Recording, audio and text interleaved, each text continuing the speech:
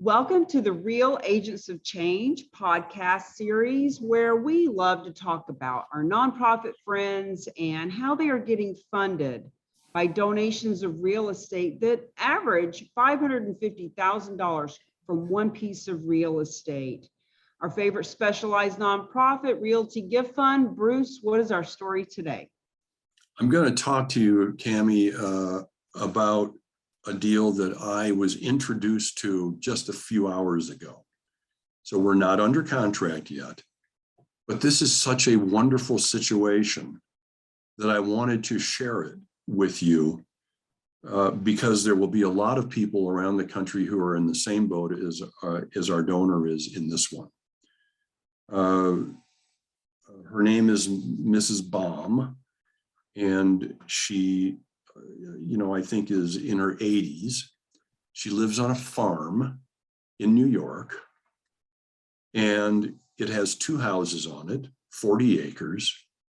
She, I believe, lives in one, and she has leased the other one to a friend for an indefinite period of time, intending for this friend to be able to pay rent and live there until the friend passes away. And she would like to make a donation of the farmhouse that the friend is leasing. And we think that both of the homes are on a single piece of land. And so in order to donate one of them from the other one, Realty Gift Fund is going to have to step in and do a lot split with the local jurisdiction, the county or the township or wherever she lives, in order to create a separate deed, legal description for each house. And we do this, we have done this our entire career.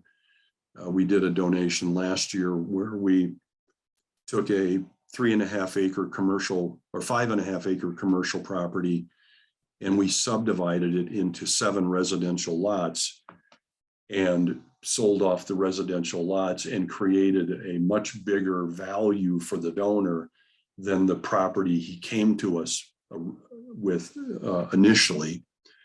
And so we know how to do this, but we're going to have to do that with this one. We have described this to Ms. Baum, and she said, well, once we get the first one done, we might then do the second one where I'm living, and we will do the same process. And so we are imagining right now, Jay is in the other room making phone calls, and we are imagining all the steps we're going to have to take to get done what she is trying to get done.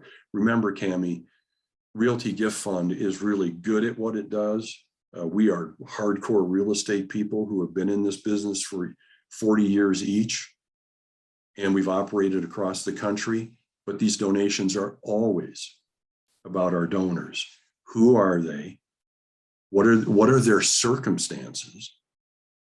What are they trying to accomplish? And how do we keep them safe from the present time to the target time so that they get accomplished what they want and we haven't put them in any sort of financial jeopardy, that they've lost their house or we're trying to take care of what our donors need, even if they don't right now know that they need that. So we're in the process of determining all this. I just thought it was kind of an interesting deal because we've got 2 elderly women who know where they want to live the rest of their days out, but owned by a woman who knows where she wants the proceeds of the value of this estate to go to. So I'm curious, how did she find you, and what nonprofit is she wanting the money to go to? Interesting that you should ask. We were introduced after courting the Salvation Army for 3 or 4 years, and they do their own real estate deals pretty effectively. We found out that the Salvation Army actually has several regions across America, and some regions are really good at doing real estate deals, and this one particular region isn't.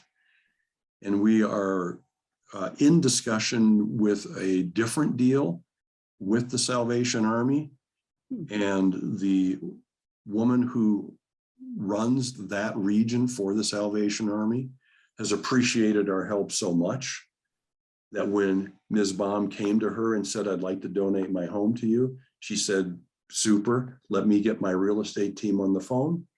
And she referred her to Realty Gift Fund. Wow, that is interesting, because as you've taught us over the years, there's a very small handful of nonprofits that actually do their own real estate transactions, Salvation Army being one of them, but even they need to pull in the big dogs every now and then. Do you know what it is about this one that makes it that much different than the 2,000 or so deals they do a year? Well, you know, Cammie, what's interesting is we have directly called some of these nonprofits who do their own real estate. And not surprisingly, we have found out that they do this level of real estate and they won't do this level of real estate, which is what we're awfully good at. I mean, we're good at the whole various levels of real estate, the easy ones and the ones requiring more money and more imagination. So even the ones who do it sometimes need help because their board policies say you will not cross over into this area of real estate donations. But then there are some, like the Salvation Army, who we're getting to know, okay? And I'm imagining this to be the case, that it isn't equal all the way across the board as to how each region is able to deal with their real estate. Some regions are really good at it. They've had somebody there for a long time. They've got their relationships figured out.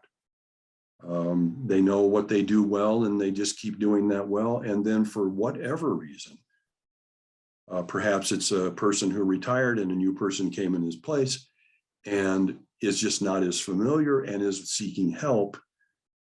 And for whatever of these various reasons that may apply, Realty Gift Fund is there with our 40 years of experience to step in and help with the things that they don't feel as comfortable with.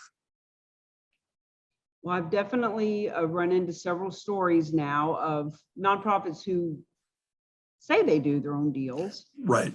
but sometimes need the help of someone with more experience. Well, thank you, Bruce, for another story. Friends, gifts of real estate are happening all over this country to the tune of $9 billion a year, with an average from one donation of being $550,000. If your nonprofit would like to benefit from this new, different form of revenue, reach out. We are here to help. Thanks for watching this episode. Thanks, Bruce. Thank you, Cammie.